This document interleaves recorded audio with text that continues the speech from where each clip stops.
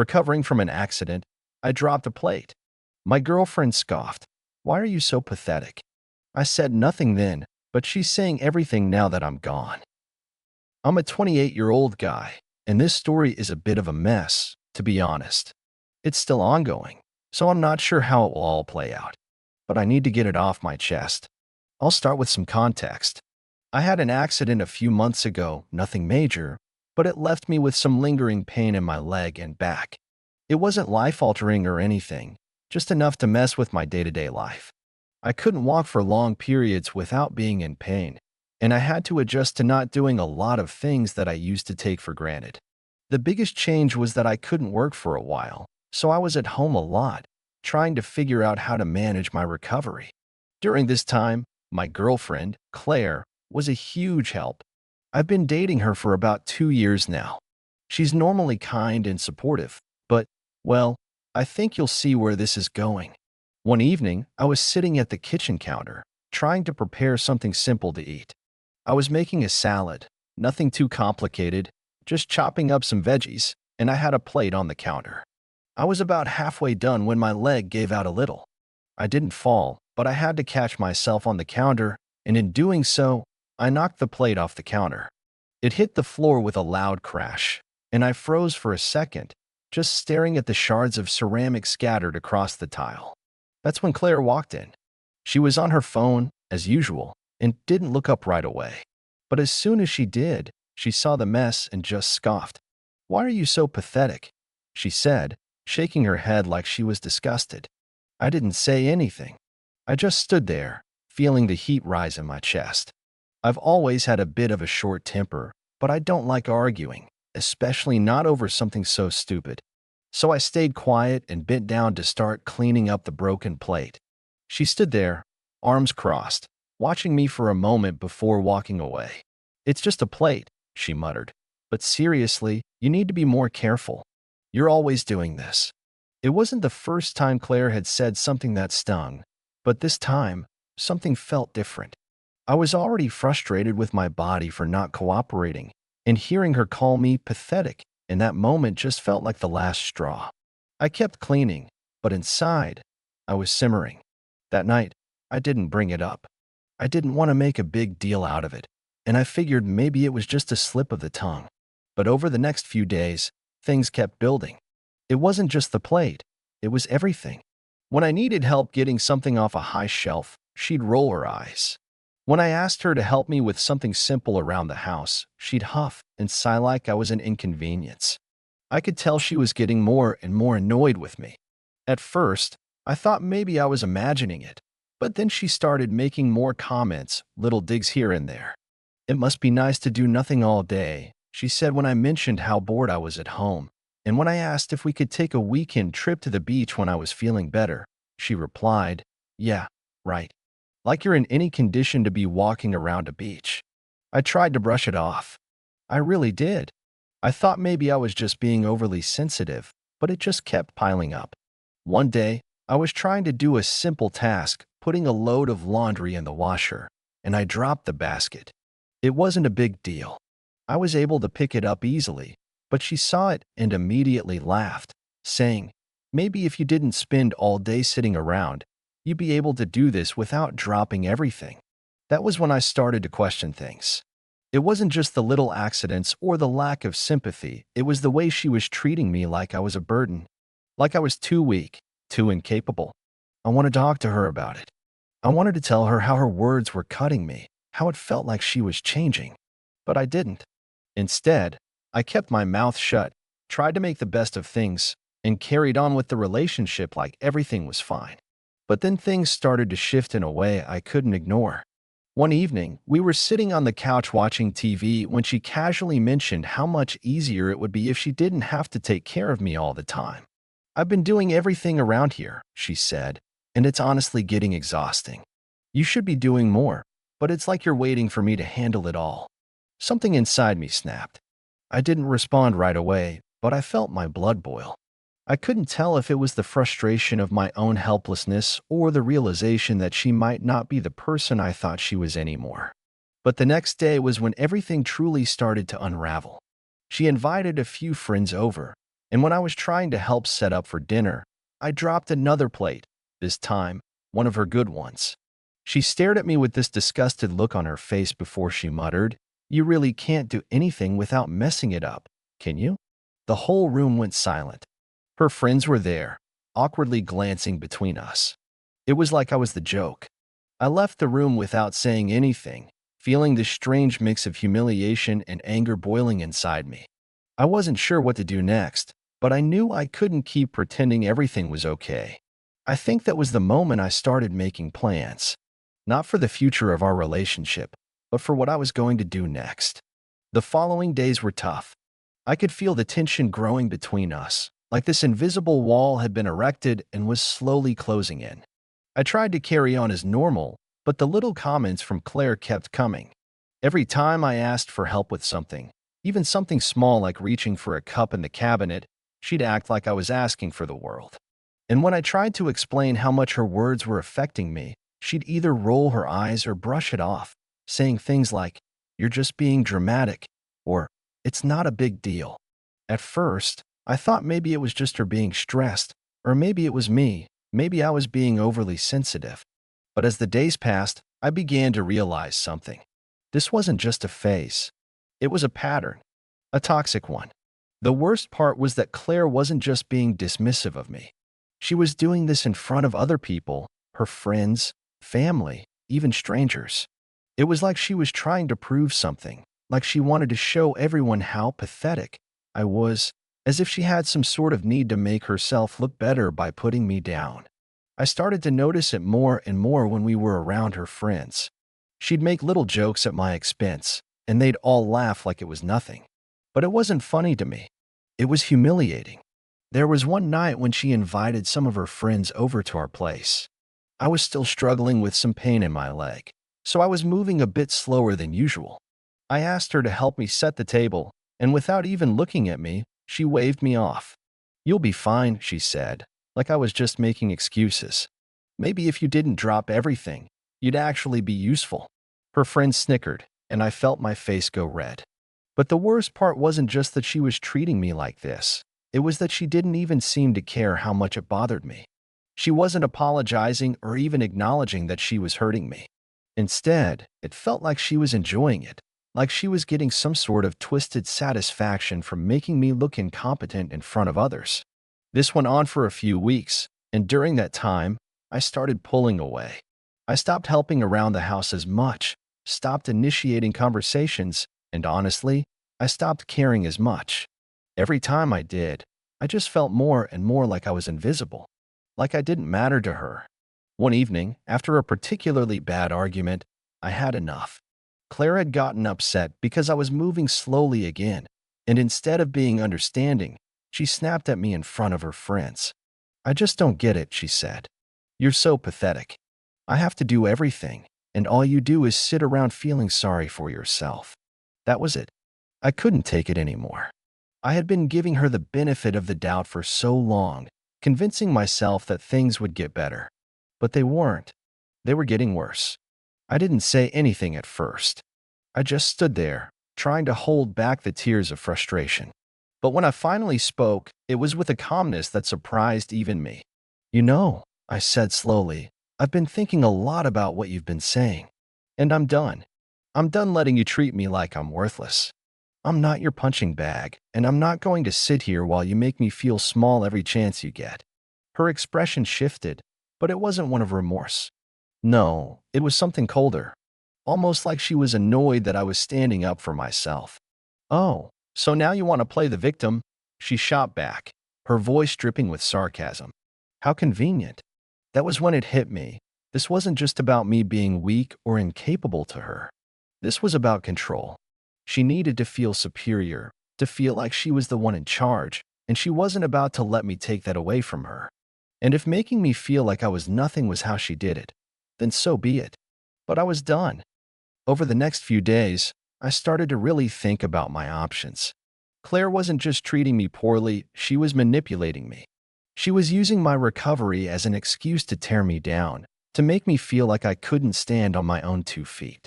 And the more I thought about it, the more I realized that this wasn't just about a few mean comments here and there. This was a pattern of behavior that had been growing, and I had let it slide for way too long. I began to distance myself, pulling away from her emotionally, and I think she noticed. The more I pulled back, the more frustrated she became.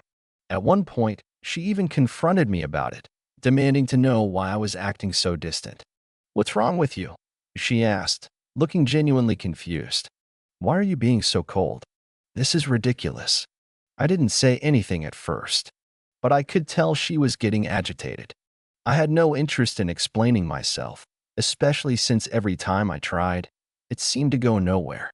But there was a part of me that wanted to make sure she knew what was coming. She wasn't going to get away with treating me like this anymore. Then, a few days later, I got a text from her. It was short and to the point, just a simple, "We need to talk." I already knew what that meant. She could feel it slipping away, and now she was trying to reel me back in. I didn't respond right away. Instead, I made a plan. I wasn't going to go back to her, to fall for her attempts at manipulation. I was going to take control of the situation for once. But that's where it all started to get complicated. I think that's when Claire truly realized I wasn't going to back down. And when that happened, she started showing her true colors in ways I never expected. It wasn't just the comments anymore. It was the way she started to talk to her friends about me, how she started painting me as the villain in our relationship. She told them I was too sensitive and dramatic, that I was always looking for a reason to be upset. She even went so far as to tell some of her family members that I wasn't the person I used to be, that I was weak and lazy. And because she was so convincing, people started to believe her. I realized then that Claire wasn't just playing the victim. She was setting the stage for something much bigger, something that, in her mind, would make her the hero and me the bad guy. But I wasn't going to let that happen. I had a choice to make, and I decided I wasn't going to wait around to see how things would play out anymore. I just needed a little more time. The days that followed Claire's text hung in the air like a heavy fog, thick with tension. I could feel the weight of her passive-aggressive messages and the lingering coldness in the house, a house that used to feel like a home. Every time I walked through the door, the silence was deafening. But this time, I wasn't just going to let it slide. I was done with her making me out to be the bad guy, manipulating the narrative to suit her needs. I needed to act, and I needed to do it on my terms. I began to plan. I wasn't going to just sit back and take her cruelty any longer. I was going to let Claire see just how far I could push back. But, in a way, I knew that my revenge would be something subtle, calculated. It wasn't going to be about wild outbursts or shouting matches. It was going to be about control, taking back what she had so freely stolen. I started with small things, just testing the waters. I stopped responding to her messages immediately. When she asked me to help with something, I'd take my time. At first, I could tell it was frustrating her, and I could see the cracks in her composure. She would ask, "Are you seriously not going to help me?" And I would just say, "I'm still dealing with something. I'll get to it in a bit." And then I wouldn't. I'd let the silence drag on, savoring the discomfort in the air. But the real turning point came when I realized that I couldn't just wait for things to play out naturally. I needed to escalate it carefully. So, I started digging into some of the things she'd been hiding from me, small things, but things that would expose her hypocrisy. One evening, I found a receipt for a shopping spree she'd gone on a week before, with clothes that I hadn't seen her wear. She bought a new wardrobe, one that she clearly hadn't been telling me about. I didn't make a scene. Instead, I calmly took the receipt, slipped it into my pocket, and waited. A couple of days later, I brought it up over dinner, when we were talking about finances and how much I'd been spending on my recovery. "By the way," I said casually, "I found a receipt for a shopping spree you went on last week." I didn't think we were in a place where we could afford extra expenses right now. Her face went pale. She immediately tried to laugh it off, but I could see the discomfort rising in her eyes. "It's just a few things," she said. "Nothing to make a big deal over." I kept my voice calm, but inside, I was savoring the tension I just created. "I don't think you're understanding me. I'm sitting here, not able to work, not able to do what I used to do, and I'm struggling just to get by. Meanwhile, you're out spending money on yourself, on things we don't need." She squirmed in her seat, clearly not expecting me to bring it up. I just wanted to feel good about myself, okay? She said, defensive now. I didn't think you'd make a big deal out of it. Oh, I'm not making a big deal out of it, I said, leaning forward, my voice quieter now. But it's funny how you can always find a way to make yourself feel better while I'm over here feeling like I'm a burden. That hit her. I saw the flicker of guilt cross her face, but she quickly masked it with anger. You know what? You're impossible to deal with sometimes. I'm trying my best here, but it's never enough for you. That was it. That was the moment I knew she had no real intention of changing. She was too self-absorbed to see the damage she was causing. It wasn't just about me being sensitive or lazy. It was about her inability to empathize, to care about anyone but herself. And that's when I realized the stakes had shifted. I wasn't just fighting for respect, I was fighting for my own dignity. The next step was one I had been planning for a while. I knew that Claire loved her social media presence. She spent hours curating the perfect posts, crafting a flawless image for everyone to see. So, I made a subtle decision. I was going to start sabotaging that image in the most careful way possible. It wasn't about revenge in a grand sense. It was about revealing the cracks in her perfect world. One evening, I noticed she'd posted a picture of us, smiling in front of the window with a caption about how lucky she was to have such a perfect relationship. It made me sick, knowing how she'd been treating me behind closed doors. So, I took it upon myself to expose a little truth. I went through her tagged photos and found one from a few months ago, where she was laughing and smiling with a guy I didn't recognize. I didn't jump to conclusions, but I knew I could make a statement. I posted a comment under the photo, just a simple line. Looks like you're having fun with that guy too. Not sure what the context is, but I thought you'd want to be open about it. The moment I hit send, I felt a rush of satisfaction. I wasn't directly accusing her, but I knew it would cause some confusion, and I knew Claire would have to address it. The thing about Claire was that she was meticulous about her social image. She thrived on it. The idea that anyone could question the perfect life she'd so carefully constructed was a direct blow to her pride. I waited. It didn't take long for her to call me, her voice trembling with barely contained fury. "What is this?" she yelled. "Why would you post something like that? What's wrong with you?" I kept my tone calm, even though I was practically enjoying the chaos unfolding on the other side. I just thought it was interesting how you didn't mention that friend in the picture. But I guess some things are better left unsaid, huh? She tried to play it cool, but I could hear the panic in her voice. That's not what you think. He's just a friend, nothing more. Why are you doing this to me? Doing what? I asked, letting the silence hang between us. I'm just pointing out the truth. Maybe if you didn't live in your perfect little bubble, you'd understand why I feel like I'm the last person who matters in this relationship. That was the turning point. She spent the rest of the night trying to smooth things over, but I wasn't interested in hearing her excuses anymore. I'd had enough. Now, the next part of the plan was crucial. It wasn't just about the small wins, it was about ensuring that she couldn't recover from this, not easily. I needed to get out, to leave her with the full weight of her actions. And that's exactly what I started to prepare for. But I wasn't going to tell her immediately.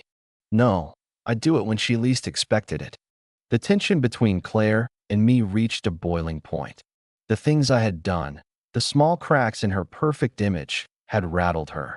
But that wasn't enough. I wanted to make sure she truly understood what she had done. I wasn't just leaving to escape her toxicity. I was leaving to make a statement, to reclaim my dignity. I kept my distance for a few more days, letting the discomfort stew. Claire would try to reach out, but I remained distant, responding with only the briefest of answers. She began to unravel, her social media posts becoming increasingly frantic, trying to portray a flawless life, but I could see the cracks showing. Her friends started noticing the strain, asking why we hadn't posted anything together in a while, why I hadn't been seen around. Claire tried to cover it up, of course, but the stories she spun were starting to wear thin. The final straw came one night, when Claire came home after a long day, looking more worn out than usual. I could tell she was ready for another fight, desperate to put the pieces of her perfect life back together. She stood in the kitchen, looking at me like she wanted to speak but didn't know how to start. "Why are you doing this?" she asked, her voice low, almost defeated. I looked at her, almost feeling pity, but I didn't let it show. "Doing what, Claire?" I asked, my voice steady. "You've been treating me like I'm beneath you for weeks, and every time I try to stand up for myself, you twist it, make me feel like I'm the problem. But I'm not the one who's been making all the choices here." She took a deep breath, as if trying to gather herself. "I never meant to hurt you," she said, her voice cracking slightly. "I was just frustrated. And yeah, I said some things I shouldn't have. But I was just trying to push you, to get you back to how you were. I didn't know you felt like this." I let out a quiet sigh. "The thing is, Claire, I did try. But you never saw it. You didn't see how much it hurt when you belittled me, when you treated me like I was some burden to carry around. You didn't see the way your words made me feel small every single day." I paused for a moment, watching her try to piece together her next words. But deep down, I knew it was too late for apologies. The damage had been done, and no amount of regret could undo the emotional toll it had taken on me. "I'm leaving," I said, each word ringing with finality. Her face fell. "You're leaving?" she repeated, her voice a mix of disbelief and panic. "You're really going to walk away just like that? After everything?" I nodded slowly, the weight of the decision hitting me, but also bringing me a sense of clarity. "I've already been gone for weeks, Claire. You just didn't notice until now. I've been checking out of this relationship for a long time, and I can't keep pretending that everything's fine when it's not. I deserve better than this. And I'm not going to stay and let you keep treating me like I'm nothing." Claire's face turned red with frustration. She tried to argue, but I could see the panic in her eyes. She realized, too late, that she had pushed me too far. She had pushed me out of her life with her cruelty, her manipulation, and her selfishness. I gathered the last of my things and walked out of the house, leaving Claire standing in the doorway, her hands trembling. It wasn't a dramatic exit. There were no final words exchanged, no angry outbursts. It was just quiet, the kind of quiet that said everything. For a few weeks after I left, I stayed with a friend while I figured out my next steps. It was strange, living without the weight of Claire's judgment hanging over me. I was still recovering physically, but now, I was also starting to heal emotionally, something I hadn't realized I needed until I was away from her. As for Claire, I heard through mutual friends that she tried to reach out a few times, but I never responded. I wasn't going to give her that satisfaction anymore. I didn't want her apologies, and I certainly didn't need her pity. She had made her bed, and now she was lying in it. A few months passed before I heard from one of her friends. Claire had started dating someone new, and from what I was told, she was trying to portray her new relationship as perfect, just like she had with me. But deep down, I knew it wasn't going to last. People like Claire, people who thrive on manipulation and control, don't change easily. I didn't feel any anger toward her anymore. Honestly, I felt relieved. I had done the right thing by leaving, and I was finally able to focus on myself again. I focused on my recovery, getting back to work, and rebuilding the life I had almost lost. It was hard at first. Leaving a relationship isn't easy, even when you know it's the right choice. But with time, I began to see how much better my life had become without Claire's toxic presence in it. Looking back, I don't regret a single thing. I took control of my life, and for the first time in a long time, I felt free. Claire, on the other hand, was left to deal with the aftermath of her own actions. The story of us wasn't the one she had planned on telling. And in the end, that's what hurt her the most. Not losing me, but realizing that she couldn't control the narrative anymore. I don't know what's happened to her since then. I stopped following her online, stopped caring about her life. All I know is that I'm in a better place now, and the toxic influence she once had over me is gone. In the end, I learned that sometimes the best form of revenge is simply walking away. Taking back your own life is the greatest power you can have. And that's exactly what I did.